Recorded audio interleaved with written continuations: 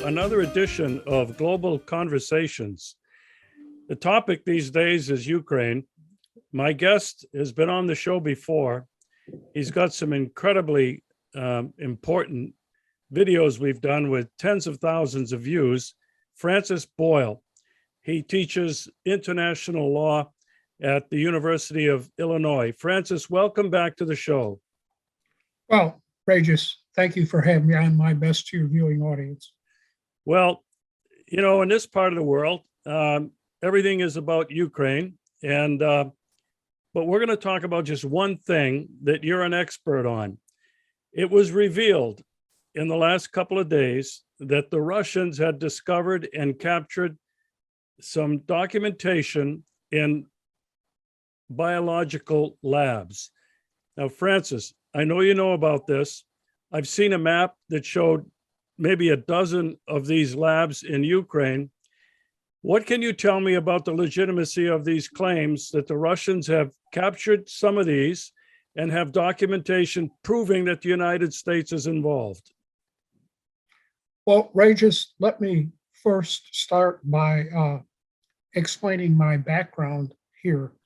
In 1985, at a congressional briefing on Capitol Hill, I called for implementing legislation for the Biological Weapons Convention for the United States in order to counteract the Reagan administration and their neoconservatives abusing DNA genetic engineering for the purpose of research, developing, and stockpiling biological weapons. That's how long the United States government has been involved in this. And my plea then led for me to draft that U.S. domestic implementing legislation known as the Biological Weapons Anti-Terrorism Act of 1989, that's still on the books today, and was approved unanimously by both houses of the United States Congress and signed into law by President George Bush Sr. I'm a political independent, with the approval of the United States Department of Justice. Now, that's how long I have been opposing United States biological warfare programs, and my legislation provides for life imprisonment for all U.S. nationals and residents involved in research, development, testing, et cetera, of biological weapons with DNA, genetic engineering, synthetic biology, gain of function, or any other mechanism or device. Based on my staying on top of this field since about 1983 or so, it does seem to me that these allegations by the Russian government are credible, yes. And my assessment of these U.S. biowarfare labs in Ukraine and also surrounding Russia, if you take a look at the map, they are all offensive biological warfare weapons facilities that were being designed at some point for use against Russia. Yes, that's my conclusion. I have heard that the United States funding and organizing these labs have also been connecting Russian DNA. Is that a fact? Do you know about that? Yes, of course, Regis. I've given interviews to Russian media on these circumstances. Yes, and they've only been broadcast over there in Russia on TV and documentaries. But yes, they were harvesting Russian DNA for the purpose of manufacturing an ethnic-specific biological warfare weapon against ethnic Russians. Correct. And indeed, after I gave an interview over there on Russian TV, I recommended President Putin stop this, and a law was passed. I don't know if it's because of me, but a law was passed to prevent this harvesting. And if you don't believe it, Regis, I'm sure you're aware of the Project for the New American Century, the Neocon Manifesto, right? Well, in my book, Biowarfare and Terrorism, right here, on page 55, you will see that the neocons, including Victoria Nuland, who just testified, advocate biological warfare and endorse it. And not only that, but ethnic specific biological warfare.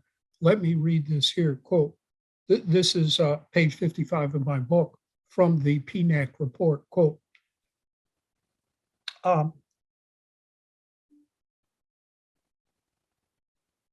yeah, okay. So the PNAC people, the Bush Jr. administration's foreign affairs and defense policies has staffed its bureaucracies. In their seminal report on rebuilding America's defenses, publicly recommended numerous policies for adoption by the United States government, in particular, quote, and advanced forms of biological warfare that can target specific genotypes may transform biological warfare from the realm of terror to a politically useful tool, unquote, to a politically useful tool. This is the manifesto of the neocons going back to September 2000, such as Nuland and many of the others. So this really goes back to Zbigniew Brzezinski's, when he worked for Carter, counter-ethnic nuclear targeting, where Brzezinski took the position that Russia is ruled by the Great Russian ethnic group. And therefore, when it comes to strategic nuclear targeting doctrine, the United States should target Great Russians as such, and the Soviet Union would collapse. Now, I've in my own writing and other work, lecture, said that this policy is clearly genocidal, and I would say the same for the harvesting of the DNA of the Great Russian people. Yes, this is genocidal. I condemn it in the strongest terms possible. Yes. Yeah, and I think not only genocidal, it's pure evil. And we were talking about Victoria Nuland. Well, right, just before we get into Nuland, yes, this is a Nazi mentality at work here along the lines of Dr. Mengele. There's no other word to describe it based on my study of the history of the Nazis. Right, we're seeing a Nazi mentality at work here, like Dr. Mengele and the Nuremberg medical doctors case, which we've already discussed before, Regis, in a previous interview. Yeah, and you've been very clear about how you've described the people who are working on these biological and chemical weapons. Yeah, you've called them death scientists and Nazis, and I don't know that there's a better definition of that and what's been going on. So did this research begin with the Nazis in World War II? Well, yes, Regis, I'm not exaggerating here. Remember, I'm a lawyer and a law professor. I spent my whole career doing this type of work, and I don't exaggerate. You really have to go back and read the Nuremberg medical doctors case to see that they were working on biological warfare weapons at that time in that case. So yes, that's how far back this goes. During the Second World War, President Franklin Roosevelt authorized or instructed Merck Chemical to develop our own biological warfare weapons program in reaction to what the Nazis were reportedly doing, just like the Einstein letter to Roosevelt recommending an atom bomb because he had word that the Nazis were doing it, right? So, but I'm not exaggerating here. I'm a lawyer. I'm a law professor. I wouldn't make any claims that I don't believe I could prove in court based on the public record, right? Yeah, well, I think you are unquestionably the leading expert on these biological and chemical weapons and their development ever since you began in 1983. There's no doubt in my mind. So let me ask you. Well, let me also say then one thing. The Russian army is now in Ukraine, and in my opinion, they have to secure these laboratories first. They just can't blow them up. It's too dangerous. The United States, made that mistake in Gulf War I. We had given biological weapons to Saddam Hussein in the hope and expectation that he would use them against Iran. And then when our troops got in there, they blew these weapons up and contaminated themselves, infected themselves. So the Russian army is going to have to be very careful, secure these facilities, and then bring in their own top biological warfare weapons experts to decontaminate them completely. And then rather than blow them up, just render them permanently inoperable so they can never be used again. Now, I know Russia has its own biological warfare experts, but that's how dangerous all this is. And not just for Russian troops, but also for the innocent people of Ukraine and all humanity. We have to be very careful how to take care of these labs for the sake of everyone involved. Yeah, this is just another horrific possible outcome of the United States activity with these biological weapons labs, how they could be used on civilian populations. They could put the whole world at risk. I heard in another interview that you gave, you said how much the United States has spent in the development of these biological weapons. Could you share that with me, please? Sure. As the last time I looked into figures, because I've been pretty busy, Regis, but the last time I checked into figures, after the terrorist attacks of 9/11/2001 until October of 2015, we've had here in the United States about 13,000 Nazi death scientists doing this type of research, development, testing, stockpiling biological warfare weapons for use. 13,000 as of 2015. I haven't looked into it since then. And second, as of 2015, from September 11, we spent, and I did tote the figures up in October 2015, $100 billion on research, development, testing of offensive biological warfare weapons to be used. To give you an idea here, in 2015 constant dollars, the Manhattan Project for the development of the atom bomb cost $40 billion. So clearly this is a weapons-related program. As a matter of fact, then, certainly after 9/11/2001, the United States has developed an offensive biological warfare industry in this country that has spread all over the world with these bio warfare labs. This is as bad. Before we became a party to the Biological Weapons Convention in 1974, the Pulitzer Prize winning investigative reporter Cy Hirsch wrote an expose on the amount and extent of the U.S. biowarfare industry before the Biological Weapons Convention. That book was about 1986, and it's all in there. And basically, we have resurrected that entire industry in spades, and that's what's in place now.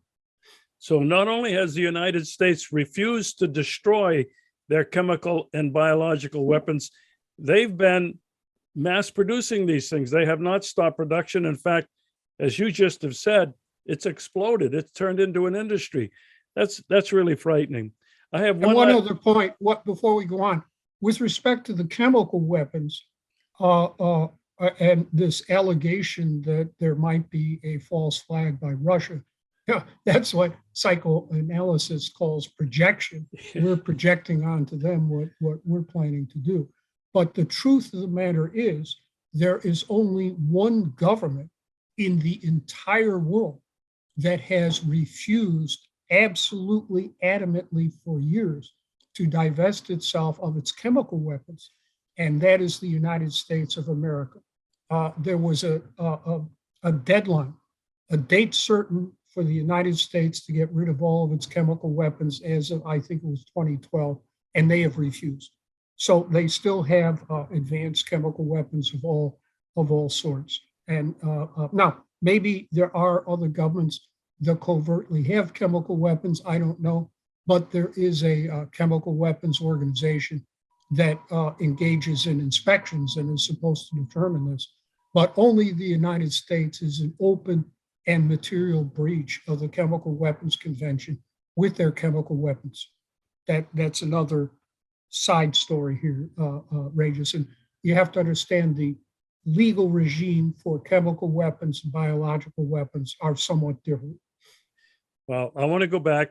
In my last question, I'm going to take us back to the beginning. You firmly believe that the United States has funded and organized and set up these labs in Ukraine. Victoria Nuland even admitted this in front of the United States Senate, a hearing. Tell me a little bit about that. And she seemed to be absolutely clear that the United States had these labs there. Yes, as I said, Nuland, as you well know, Regis, is a longtime neoconservative. I can't recall, I haven't had a chance if Nuland signed the Project for a New American Century. I guess you could go back and find out who signed the thing. That was the Neocon Manifesto. I believe it was drafted by John Bolton. Just off the top of my head, you'd have to research this. So, and I told you, this is 2000. They endorsed ethnic-specific biological warfare weapons, as well as other biowarfare weapons. So she knows what she's talking about, right? And you remember, she also was involved in the 2014 coup against the democratically elected Yanukovych government there in Ukraine that we talked about. She bragged they spent $5 billion on it, and then put Yats there in power, and you have a neo-Nazi regime there in Ukraine with access to biological weapons. So, you know, this is extremely dangerous, what's going on here, Roland. Yeah, and I just want to make clear for people that will watch this and will listen to you in the United States, that Victoria Nuland, in her testimony, admitted that the United States had these labs in Ukraine. So people can't go around saying, oh, Russia just made it up, this type of thing. Well, right. And you have to understand, these are offensive biological warfare weapons, indeed, labs. Indeed, there is a BSL-3 down there in Odessa. And, you know, if you take a look at websites for work done by BSL-3s, they are engaged in every type of hideous Nazi biological warfare work you can possibly imagine. There is no scientific or medical justification for any of this. It is simply the mass extermination of human beings, a weapon of mass destruction, just like nuclear weapons, just like chemical weapons. Yes. Francis, I want to thank you so much for taking the time to come on the show. It's always been a pleasure and extremely important for the people who watch these shows to get this information. So thank you very much. Well, thanks a lot, Regis. I said Roland. I don't know what I was thinking, but Regis, for having me on. Keep up the good work, please.